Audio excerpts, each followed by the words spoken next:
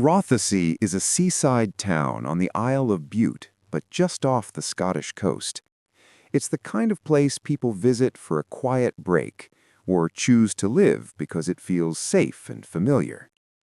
The population is a little over 4,500, and tourism plays a big role in everyday life. Families holiday there, people know their neighbors, and there's a strong sense of community. It's not unusual for doors to be left unlocked. People trust one another. But that sense of safety would be shaken one summer night in 2018. Alesha MacPhail was born on October 22, 2011, to Georgina and Robert. Her parents separated when she was still a baby, but Alesha remained the center of their world. Both of them were devoted to her and made sure she always felt loved and supported. Alesha was a bright, curious child who enjoyed being around other people. Her teacher described her as someone who genuinely loved learning and took pride in her work. She was friendly and thoughtful, the kind of child who would greet everyone first thing in the morning at breakfast club. She enjoyed being part of a group and got along well with the other children. She was popular, but more importantly, she was kind. Georgina lived in North Lanarkshire with Alesha and her younger sister Courtney. Robert lived on the Isle of Bute with his parents. Even though they lived apart, Alesha's parents made sure she spent plenty of time with her dad and her grandparents. She visited the island every other weekend, and when the summer holidays arrived in 2018, but to stay there. On the evening of July 1st at around 11 p.m., Toni McLaughlin, Robert's girlfriend at the time, went to check on Alesha. She saw that Alesha was fast asleep in her bed. Reassured, Toni went to bed herself. In a small, close-knit community like Rothesay, the front door was left unlocked with the key still in it. While Toni was checking on Alesha, a house party was happening elsewhere on the island. 16-year-old Aaron Campbell was there drinking and celebrating the end of his exams. Aaron lived on the Isle of Bute. He had moved there from England when he was younger, along with his parents, Jeanette and Christopher, and his younger sister. Aaron later described his home life as difficult. He said he often argued with his mother and claimed she drank heavily. His father, he said, was frequently away because of work, leaving him feeling unsupported and angry much of the time. People who knew Aaron's family have said they didn't agree with how he later described his home life. They said both of his parents were kind and loving and that they cared deeply about their children. On the surface, Aaron Campbell came across as popular and confident. He was well known among people his age and even ran his own YouTube channel where he shared parts of his life, including his interest in sports. But as he got older, his behavior began to change. He started experimenting with drugs and alcohol, and his thoughts became more troubling. He spoke about violent sexual fantasies, and at one point even said he might kill someone one day just to know what it felt like. Aaron had a history of mental health struggles. He had self-harmed, suffered from depression, and had previously been placed in a rehabilitation program for starting fires. The party that night was being held at the Campbell family home. As it stretched into the early hours of the morning, Aaron's behavior became increasingly erratic. He argued with his mother, told people he felt suicidal, and said he just wanted to get high. Using Facebook Messenger, Aaron tried to contact Toni McLaughlin in an attempt to buy drugs. Messages later showed that there had recently been a disagreement between Aaron and Robert MacPhail, with Aaron complaining that the cannabis he'd been given wasn't good enough. When he couldn't get hold of Toni, Aaron decided to walk to their house instead. It was only a few minutes away. Before leaving, he took a kitchen knife with him. At around 6 a.m., Alesha's grandfather, Callum, woke up to get ready for work. He went to check on his granddaughter as he normally would, but her bed was empty. He immediately alerted Robert and Toni, and the police were contacted soon after. When Toni checked Alesha's phone, she saw missed calls and messages from Aaron. She tried calling him back. He replied to her messages saying it didn't matter anymore, adding several laughing emojis. Tony told him that Alessia was missing.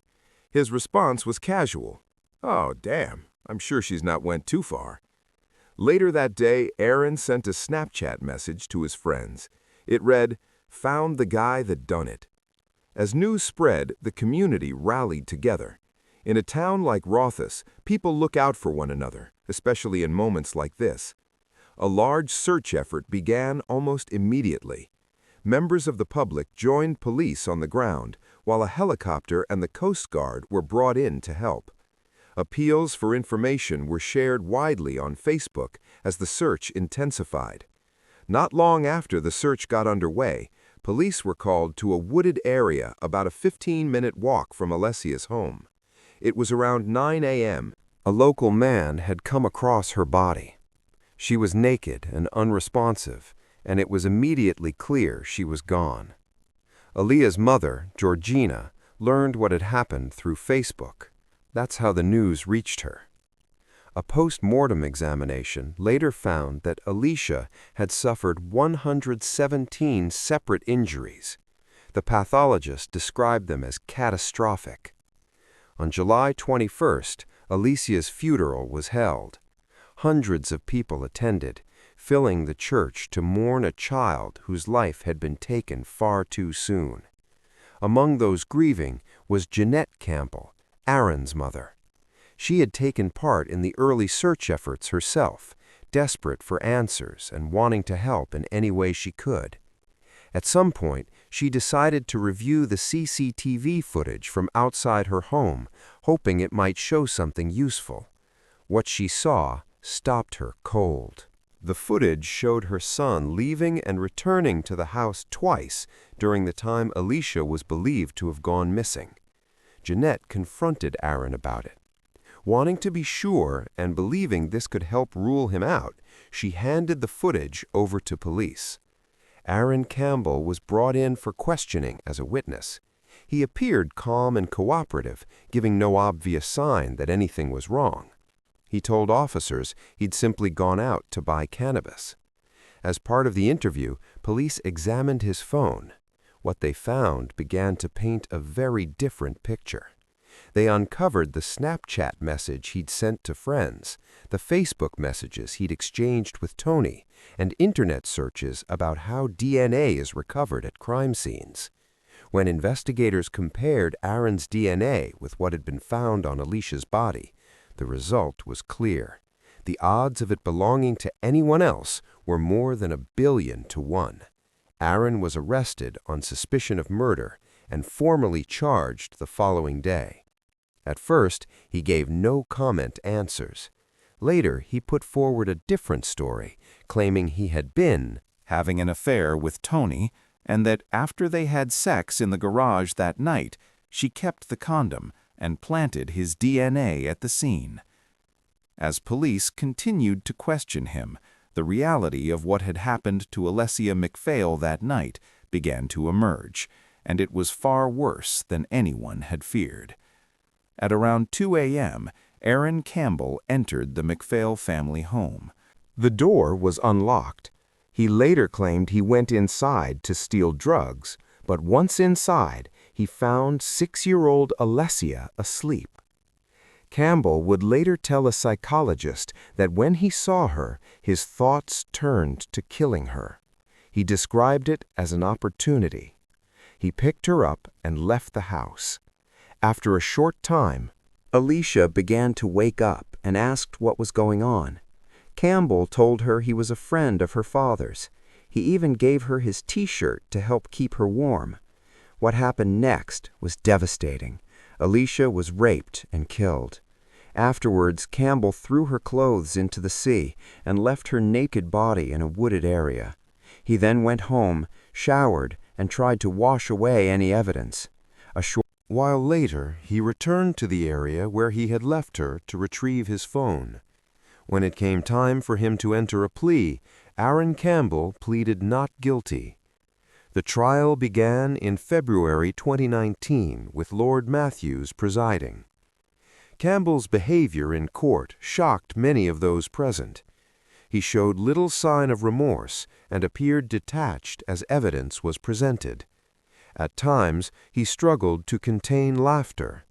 He later said he felt satisfied with the killing and appeared to take pride in what he had done. Following further conversations with a psychologist, Campbell eventually admitted responsibility shortly before sentencing. The trial lasted 9 days. The jury took just 3 hours to reach a unanimous guilty verdict on all counts. Campbell showed no visible reaction as the verdict was delivered. Because he was under 18 at the time of the crime, his name and image were initially withheld. Media organizations argued that identifying him was in the public interest. For the first time in Scottish criminal history, Lord Matthews agreed to lift the naming restriction.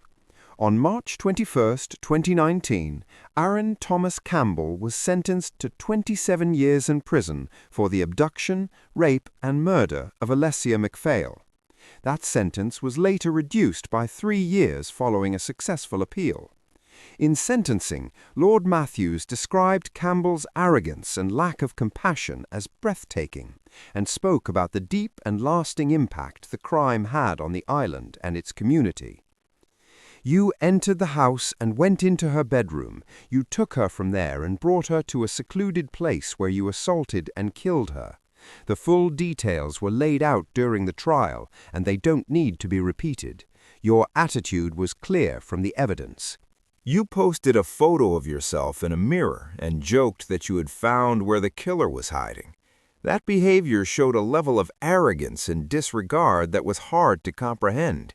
It was the work of police officers and forensic scientists, along with members of the public who came forward after finding items of your clothing on the shoreline that ultimately led to your arrest. Throughout the trial, there was no sign of emotion from you. That same lack of response was noted by the professionals who assessed you and prepared reports for the court. Given the seriousness of these crimes and everything set out in those reports, it was clear to the court that rehabilitation and reintegration were at best distant possibilities. A quick return to the community would not serve your interests or anyone else's. Since sentencing, Aaron Campbell has been disowned by his family. Police officers and detectives involved in the case have warned that he poses a serious risk to the public and believe he should never be released. Even so, if he serves his full sentence, he will be just 40 years old when it ends. Almost a year after Alesha's death, and following a large public fundraising effort, her memory was honored by her former primary school. They built a wooden playhouse decorated with unicorns and butterflies. Staff said it reflected how much Alesha loved being around her friends and talking to people. They wanted it to be a place where children could feel safe, spend time together, and form friendships. The murder of Alesha MacPhail had an impact far beyond her family and community. It was felt across the country. Those who loved her are determined that her name and her story will not be forgotten. If you found this case fascinating, don't forget to like the video and subscribe to the channel. We post crime case videos every night. Until next time, stay safe, stay vigilant.